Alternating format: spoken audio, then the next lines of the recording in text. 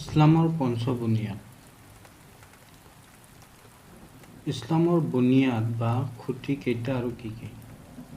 উত্তৰ: ইছলামৰ বুনিয়াদ বা খুঁটি পাঁচটা। যেনে 1 নম্বৰ হৈছে কলিমা।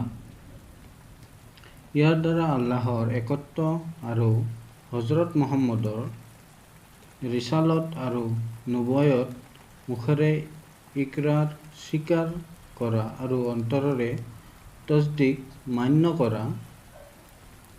2 নম্বৰ হৈছে নামাজ। নামাজ দিনত 5 ওয়াক্ত, সপ্তাহত এবাৰ জুম্মা আৰু বছৰত 2 বাৰ ঈদৰ নামাজ। 3 নম্বৰ হৈছে ৰোজা। ৰমজানৰ সম্পূৰ্ণ মাহ ৰোজা ৰখা হয়। 4 নম্বৰ হৈছে জাকাত।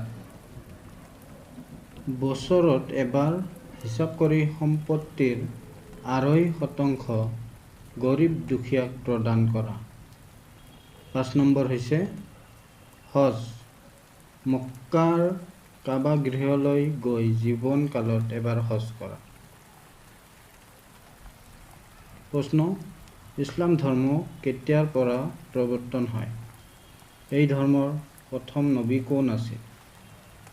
উত্তৰ: মানৱ জাতিৰ আদি পিতা মাতা আদম আৰু হাৱা এই পৃথিৱীলৈ অহাৰ পিছৰ পৰাই ইছলাম ধৰ্ম প্ৰৱৰ্তিত হয়।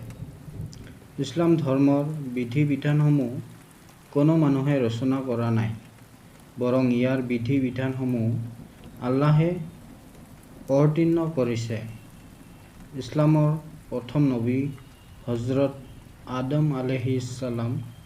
তেওঁৰ যুগত শৰীয়তৰ বিধান কিছু সীমিত আছিল। প্ৰশ্ন: ইছলাম শব্দৰ অৰ্থ কি? উত্তৰ: ইছলাম আৰবী ভাষাৰ শব্দ। ইয়াৰ অৰ্থ শান্তি, আত্মসমৰ্পণ, আনুগত্য।